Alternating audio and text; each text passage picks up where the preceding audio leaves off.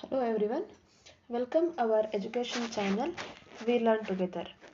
ಈ ಒಂದು ವಿಡಿಯೋದಲ್ಲಿ ನಾವು ಸೋಷಿಯಲ್ ಸೈನ್ಸ್ನ ಲಾಸ್ಟ್ ಮಿನಿಟ್ ರಿವಿಷನ್ ಎರಡನ್ನು ನೋಡ್ತಾ ಹೋಗೋಣ. ಆಲ್ರೆಡಿ ಲಾಸ್ಟ್ ಮಿನಿಟ್ ರಿವಿಷನ್ ಒಂದನ್ನು ನಾವು ನೋಡಿ ಆಗಿದೆ, ಅಪ್ಲೋಡ್ ಮಾಡಿ ಆಗಿದೆ. ಇದು ಲಾಸ್ಟ್ ಮಿನಿಟ್ ರಿವಿಷನ್ ಎರಡನೇ ಭಾಗ. ಅತಿ ಕಡಿಮೆ ಸಮಯದಲ್ಲಿ ಹೆಚ್ಚಿನ ಪ್ರಶ್ನೆಗಳನ್ನು ನಿಮ್ಮ ಹೊರಗೆ ತಲುಪಿಸುವಂತಹ ಕೆಲಸವನ್ನು ಈ ವಿಡಿಯೋಸ್ಗಳು ಮಾಡುತ್ತೆ.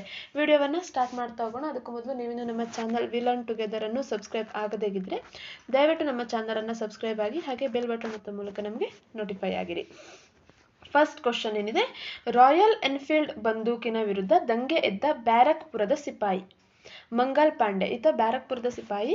ಈ 1857ರ ಸಮಯದಲ್ಲಿ ಭಾರತ ಪ್ರಥಮ ಸ್ವಾತಂತ್ರ್ಯ ಸಂಗ್ರಾಮ ಏನಾಗುತ್ತೆ, ಈ ಸಂದರ್ಭದಲ್ಲಿ ರಾಯಲ್ ಎನ್ಫೀಲ್ಡ್ ಬಂದೂಕನ್ನ ಕೊಟ್ಟಿರುವುದು ಒಂದು ತತ್ಕ್ಷಣದ ಕಾರಣ ಆಗಿ ಪರಿಣಮಿಸುತ್ತೆ. ಈ ಎನ್ಫೀಲ್ಡ್ ಬಂದೂಕಿನ ವಿರುದ್ಧ ದಂಗೆ ಎದ್ದಂತಹ ಮೊದಲ ಸಿಪಾಯಿ ಮಂಗಲ್ ಪಾಂಡೆ.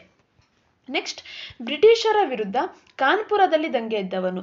ಈ ಭಾರತದ ಪ್ರಥಮ ಸ್ವಾತಂತ್ರ್ಯ ಸಂಗ್ರಾಮದ ಸಂದರ್ಭದಲ್ಲಿ ಕಾನ್ಪುರದಲ್ಲಿ ದಂಗೆ ಎದ್ದಂಥವನು ನಾನಾ ಸಾಹೇಬ್.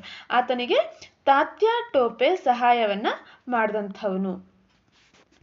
ನೆಕ್ಸ್ಟ್, ಏಕರೂಪ ಕಾನೂನಿನ ಇಲ್ಬರ್ಟ್ ಮಸೂದೆ ಜಾರಿಗೆ ತಂದವನು. ಇಲ್ಬರ್ಟ್ ಮಸೂದೆ, ಹೆಸರಿನಲ್ಲಿ ಇಲ್ಬರ್ಟ್ ಇದೆ ಅಂತ ಆಪ್ಷನ್ ಅನ್ನು ಇಲ್ಬರ್ಟ್ ಅಂತ ಕೊಡ್ತಾರೆ, ಆದರೆ ಇಲ್ಬರ್ಟ್ ಮಸೂದೆಯನ್ನು ಜಾರಿಗೆ ತಂದಂಥವನು ಲಾರ್ಡ್ ರಿಪ್ಪನ್. ಸಂಪತ್ತಿನ ಸೋರುವಿಕೆ ಸಿದ್ಧಾಂತದ ಪ್ರತಿಪಾದಕರು ದಾದಾಬಾಯ್ ನವರೋಜಿ ಇವರು ಸಂಪತ್ತಿನ ಸೋರುವಿಕೆ ಸಿದ್ಧಾಂತವನ್ನು ತಿಳಿಸ್ತಾರೆ. ಇದರಲ್ಲಿ ಏನಿದೆ ಅಂತಂದ್ರೆ, ಭಾರತದ ಸಂಪತ್ತು ಯಾವ ರೀತಿಯಾಗಿ ಇಂಗ್ಲೆಂಡ್ಗೆ ಹರಿದು ಹೋಯಿತು ಅನ್ನುವಂಥದ್ದನ್ನ ಅವರು ಈ ಒಂದು ಸಂಪತ್ತಿನ ಸೋರುವಿಕೆ ಸಿದ್ಧಾಂತದಲ್ಲಿ ತಿಳಿಸಿದ್ದಾರೆ. ಇವರನ್ನ ಭಾರತದ ವೃದ್ಧ ಪಿತಾಮಹ ಅಂತಲೂ ಸಹ ಕರೀತಾರೆ. ನೆಕ್ಸ್ಟ್, ಬಂಗಾಳವನ್ನ ವಿಭಜಿಸಿದ ವೈಸ್ರಾಯ್ ಲಾರ್ಡ್ ಕರ್ಚನ್. ಇವರು ಬಂಗಾಳವನ್ನ ವಿಭಜನೆ ಮಾಡ್ತಾರೆ. ನೆಕ್ಸ್ಟ್, ಬಾಲಗಂಗಾಧರ್ ತಿಲಕರ ಮರಾಠಿ ಭಾಷೆಯ ಪತ್ರಿಕೆ ಕೇಸರಿ. ಇವರು ಮರಾಠಿ ಭಾಷೆಯಲ್ಲಿ ಕೇಸರಿ ಹೇಳುವಂತಹ ಪತ್ರಿಕೆಯನ್ನ ಪ್ರಾರಂಭವನ್ನ ಮಾಡ್ತಾರೆ. ಹಾಗೆ ಇಂಗ್ಲಿಷ್ ಭಾಷೆಯಲ್ಲಿ ಮರಾಠ ಹೇಳುವಂತಹ ಪತ್ರಿಕೆಯನ್ನ ಪ್ರಾರಂಭ ಮಾಡ್ತಾರೆ. ನೆಕ್ಸ್ಟ್, ವರ್ತಮಾನ ರಣನೀತಿ ಪುಸ್ತಕವನ್ನು ಪ್ರಕಟಿಸಿದವರು ಅರವಿಂದ ಘೋಷ್.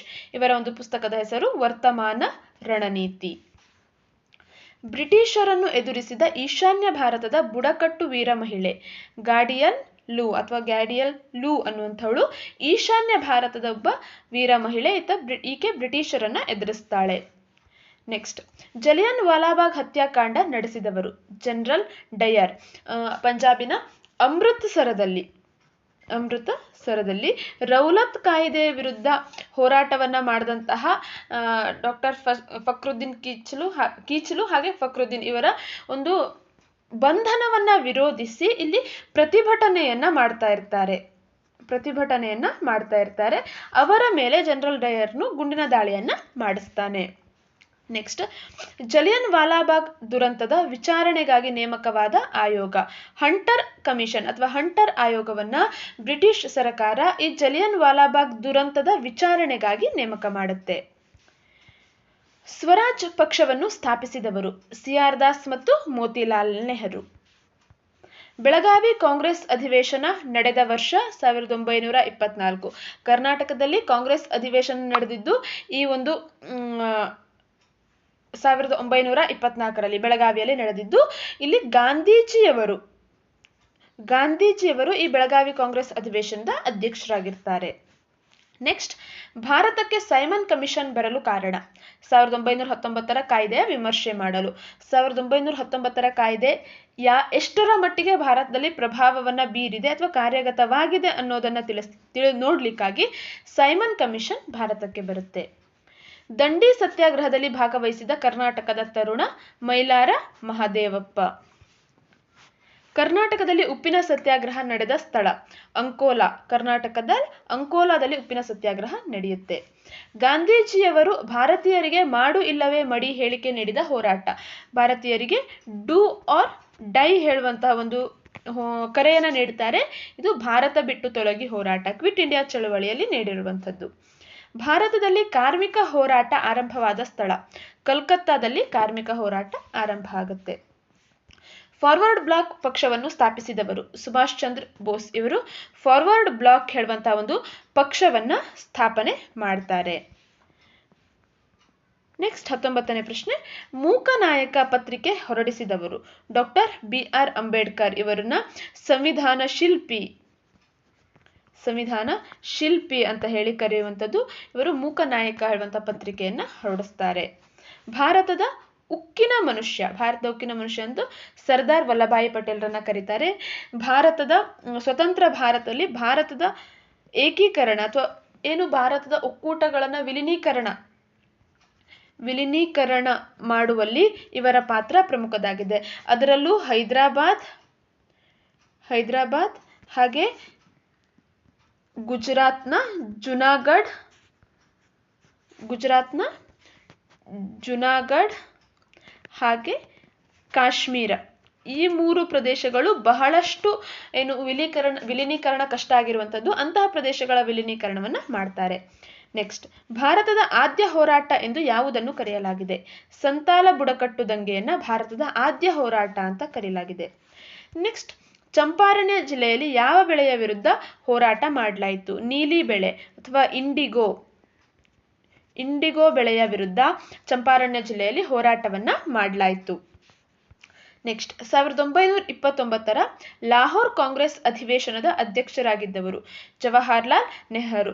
ನಂತರದ 1930ರ ಜನವರಿ 30ರಂದು ಪೂರ್ಣ ಸ್ವರಾಜ್ ಅಥವಾ ಸಂಪೂರ್ಣ ಸ್ವರಾಜ್ ಘೋಷಣೆಯನ್ನು ಸಹ ಮಾಡಲಾಗುತ್ತೆ. ನೆಕ್ಸ್ಟ್ 24ನೇ ಕ್ವಶನ್, ಭಾರತ ಮತ್ತು ಪಾಕಿಸ್ತಾನಕ್ಕೆ ಗಡಿ ರೇಖೆ ಹಾಕಿದ ಆಯೋಗ? ರ್ಯಾಡ್ಕ್ಲಿಫ್ ಆಯೋಗ. ಇದು ಭಾರತ ಮತ್ತು ಪಾಕಿಸ್ತಾನಕ್ಕೆ ಗಡಿ ರೇಖೆಯನ್ನ ಹಾಕುತ್ತೆ. ಹಾಗಾಗಿ ಭಾರತ ಮತ್ತು ಪಾಕಿಸ್ತಾನದ ಗಡಿಯನ್ನ ರ್ಯಾಡ್ಕ್ಲಿಫ್ ರೇಖೆ ಅಂತಾನೆ ಕರೆಯುವಂಥದ್ದು. ನೆಕ್ಸ್ಟ್ 25ನೇ ಪ್ರಶ್ನೆ, ಭಾರತದಲ್ಲಿ ಅಲಿ ಸಹೋದರರು ನಡೆಸಿದ ಚಳುವಳಿ? ಖಿಲಾಫತ್ ಚಳುವಳಿ. ಇದನ್ನ ಭಾರತದಲ್ಲಿ ಅಲಿ ಸಹೋದರರು ನಡೆಸಿದಂತಹ ಚಳುವಳಿಯಾಗಿದೆ. 26ನೇ ಪ್ರಶ್ನೆ, ಪ್ರತಿ ಚುನಾವಣಾ ಕ್ಷೇತ್ರದಲ್ಲಿ ಚುನಾವಣಾ ಪ್ರಕ್ರಿಯೆ ನಿರ್ವಹಿಸುವ ಸಲುವಾಗಿ ಚುನಾವಣಾ ಆಯೋಗ ನೇಮಿಸುವ ಅಧಿಕಾರಿ? ಪ್ರತಿಯೊಂದು ಚುನಾವಣಾ ಕ್ಷೇತ್ರದಲ್ಲೂ ಚುನಾವಣಾ ಪ್ರಕ್ರಿಯೆ ಸರಿಯಾಗಿ ಹೋಗಬೇಕು ಅನ್ನೋ ಕಾರಣಕ್ಕಾಗಿ ಚುನಾವಣಾ ಆಯೋಗ ಒಂದು ಅಧಿಕಾರಿನ ನೇಮಿಸುತ್ತೆ. ಅವರ ಹೆಸರು ಚುನಾವಣಾ ಅಧಿಕಾರಿ ಅಥವಾ ರಿಟರ್ನಿಂಗ್ ಆಫೀಸರ್. ಈ ರಿಟರ್ನಿಂಗ್ ಆಫೀಸರೇ ಆ ಒಂದು ಕ್ಷೇತ್ರದ ಫಲಿತಾಂಶವನ್ನ ಹೇಳುವಂಥವ್ರು.